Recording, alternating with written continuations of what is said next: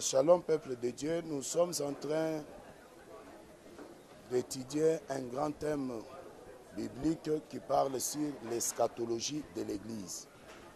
Le mot eschatologie veut dire en grec eschatos. Eschatos qui veut dire tout simplement les événements des temps de la fin. Alors l'eschatologie, c'est la science qui étudie les événements des temps de la fin.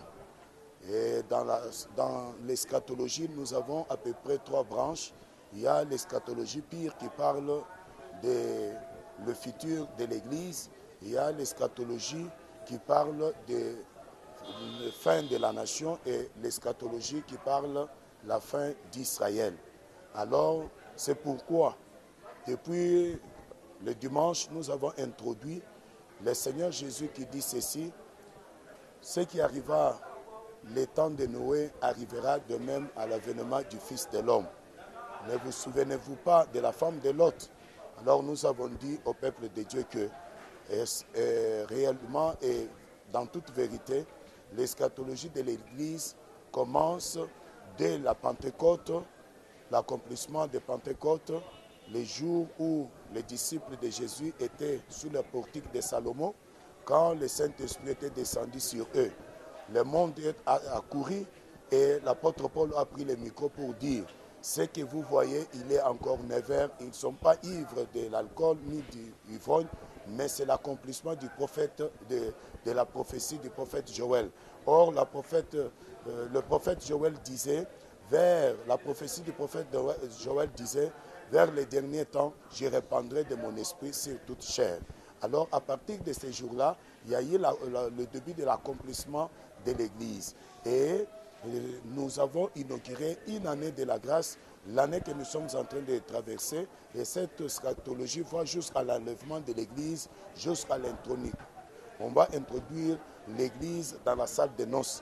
Et nous avons montré au peuple de Dieu qu'on doit se préparer, puisque le signe de son avènement est en train de s'accomplir. Comme la Bible dit, au son de la trompette, à la voix d'un archange, à un signal donné, le Seigneur descendra du ciel, les morts en Christ entendront sa voix, ils vont ressusciter, vêtus d'un corps incorruptible, et les vivants tels que nous sommes, nous serons transformés et enlevés ensemble avec les morts à la rencontre de notre Seigneur dans les heures. Alors c'est pourquoi j'invite le peuple de Dieu, toi qui es en train de me suivre, qu'il faut donner ta vie à Dieu, à Jésus-Christ, croire en lui comme ton Seigneur et ton Sauveur personnel, avoir la nouvelle naissance, chercher le baptême du Saint-Esprit, atteindre la maturité pour être enlevé dans les heures avec Jésus-Christ. Le Seigneur revient bientôt.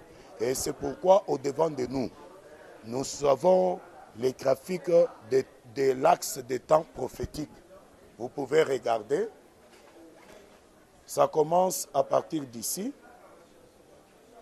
Nous ne prêchons pas sur les 70 semaines de Daniel, mais du moins, pour représenter l'axe prophétique, nous avons utilisé la prophétie de Daniel. Nous avons les 7 semaines qui parlaient vraiment jusqu'à le temps où la prophétie était donnée, que Jérusalem sera rebâtie. Après 7 semaines, il y a 62 semaines qui parlent que après 62 semaines, un roi sera retranché. C'est la mort de Jésus-Christ à la croix. Quand on prend les 7 semaines plus les 62 semaines, ça fait 69 semaines. Et il reste une semaine, la dernière semaine des 70 semaines de Daniel, c'est ici.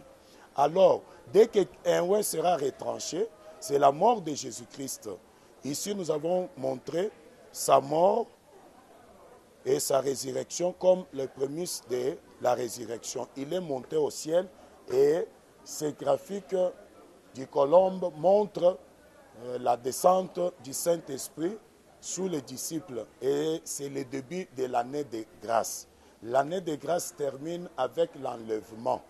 Et nous avons dit au peuple de Dieu que l'Église sera enlevée, non pas au milieu de la dernière semaine de Daniel, même pas à la fin, mais l'Église sera enlevée avant la grande tribulation, puisque le Seigneur lui-même a dit, ce qui arrivera le temps de Noé, arrivera de même à l'avènement du Fils de l'homme.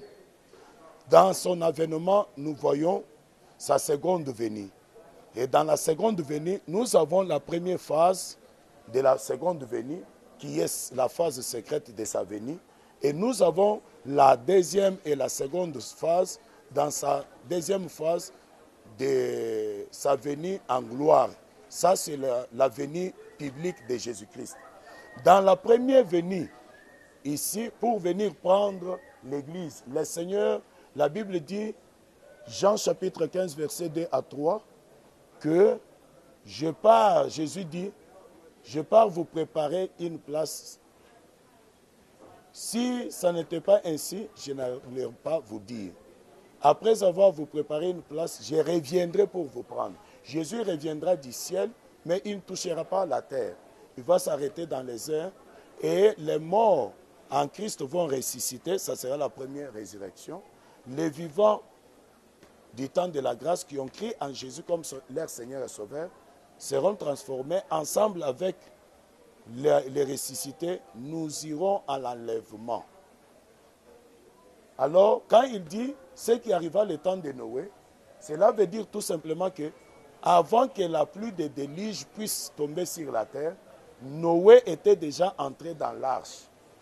Avant que la colère de la tribulation frappe la terre, l'Église sera déjà enlevée. Et pourquoi il a dit ce qui arriva le temps de Noé? Le Saint-Esprit nous a convaincus que quand nous partons dans l'enlèvement, nous nous croisons avec Jésus dans les airs. Après cela, nous passons au tribunal de Christ, puisque l'Église ne sera pas jugée. Le jugement de l'Église est tombé sur Christ à la croix. Mais dans le tribunal de Christ, nous passerons pour être rémunérés de toutes les bonnes œuvres que nous aurons accomplies dans le Seigneur. Je suis en train d'exhorter l'Église du Seigneur.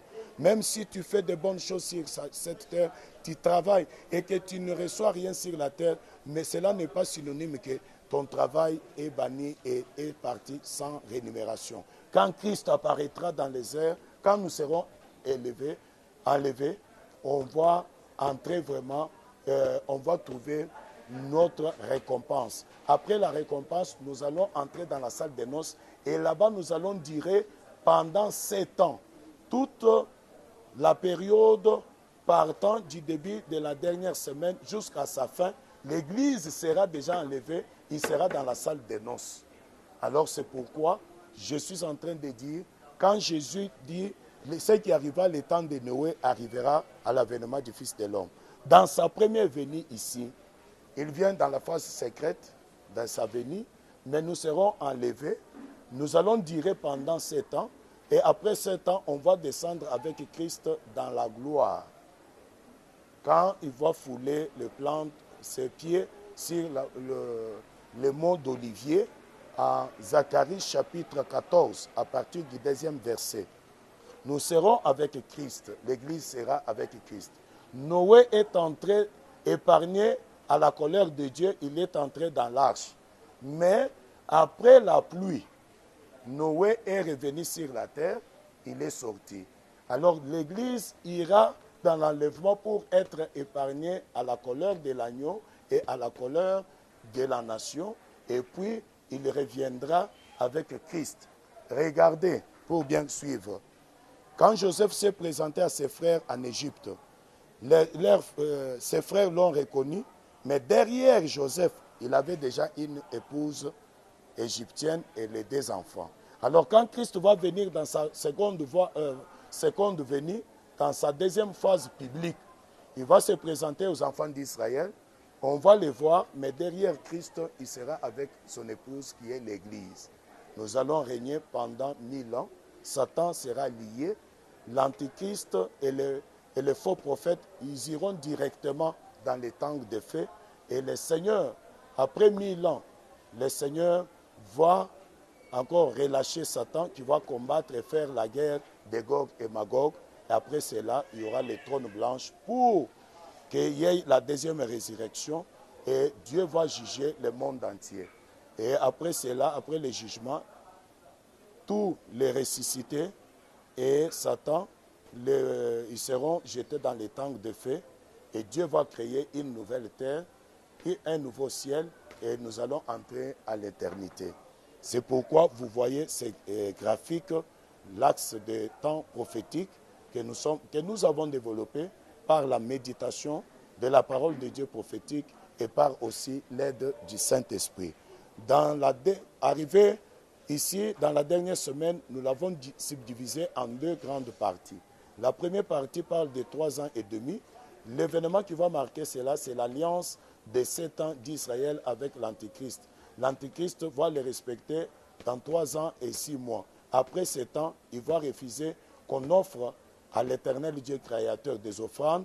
Il va se proclamer lui-même Dieu, entrer même dans le temple. Les Juifs vont les résister et l'Antichrist va s'allier à la bête qui sortira dans les eaux pour combattre Israël, c'est-à-dire la puissance politique et la puissance religieuse. Ils vont combattre Israël. Israël commencera à chercher l'Éternel. C'est ainsi que s'accomplira la parole que Jésus leur avait dit, que vous me chercherez, vous ne me trouverez pas, vous ne serez pas en mesure de venir là où je serai.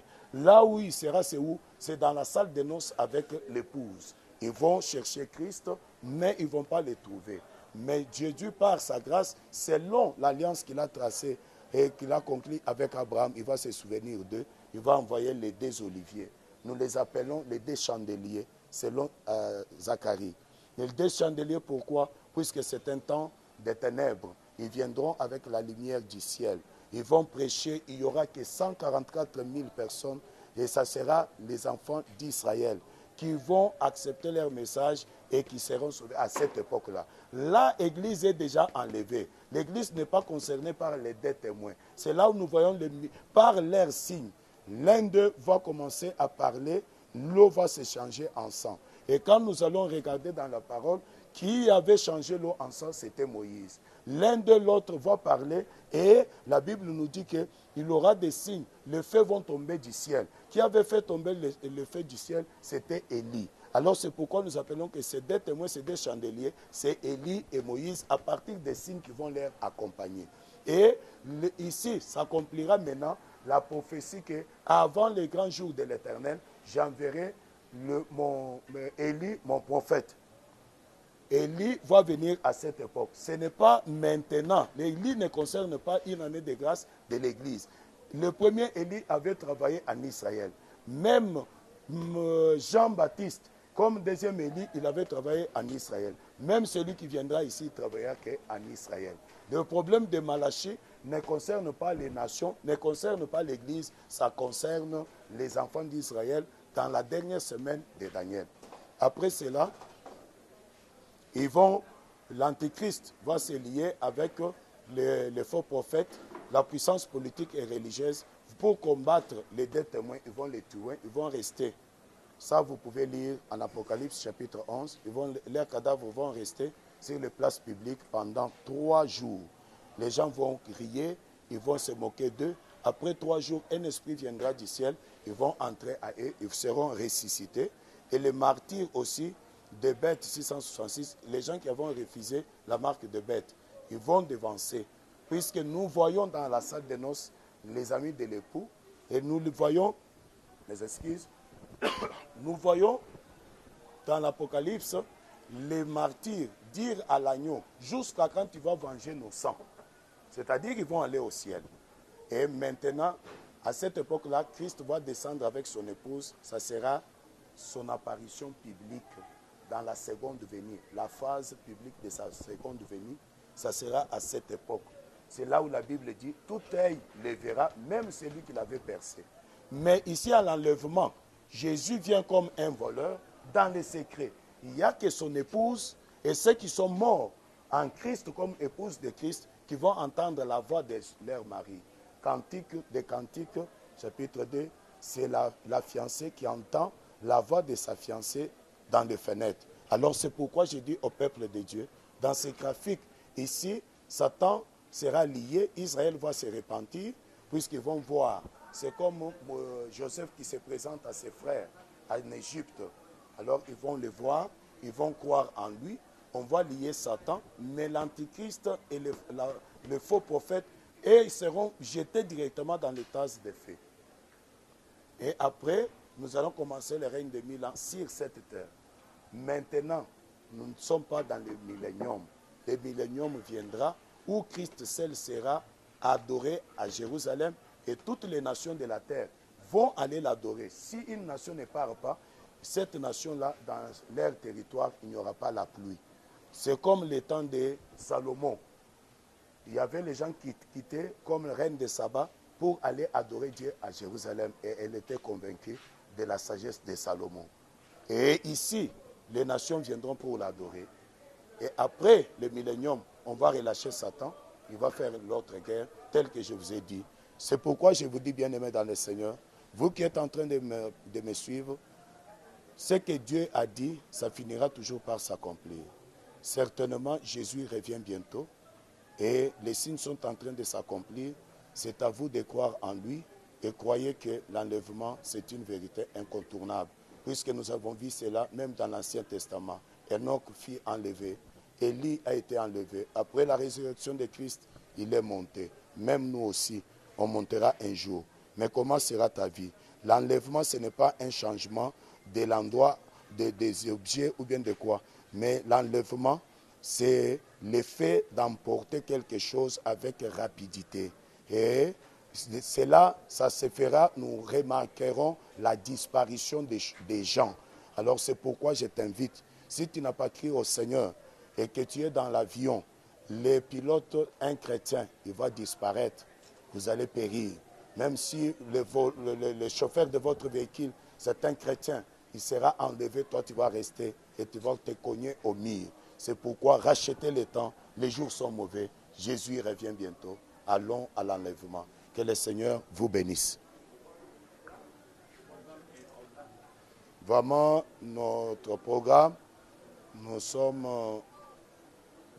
dans la commune de Kinshasa, dans la République démocratique du Congo, avenue Congolo, numéro 64, direction de l'école.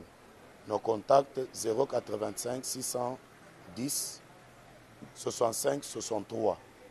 Vous pouvez ajouter le code du pays 243 85 610 65 63. Pasteur Lambert, que le Dieu de ces esprits des prophètes vous visite, vous bénisse et qu'il illumine les yeux de vos cœurs, afin que vous croyez en Jésus, que vous soyez sauvés. Celui qui voulait abandonner la foi, je te dis n'abandonne pas, mais persévère. Car la parole dit, celui qui persévérera jusqu'à la fin sera sauvé. Soyez bénis au nom de Jésus. Amen.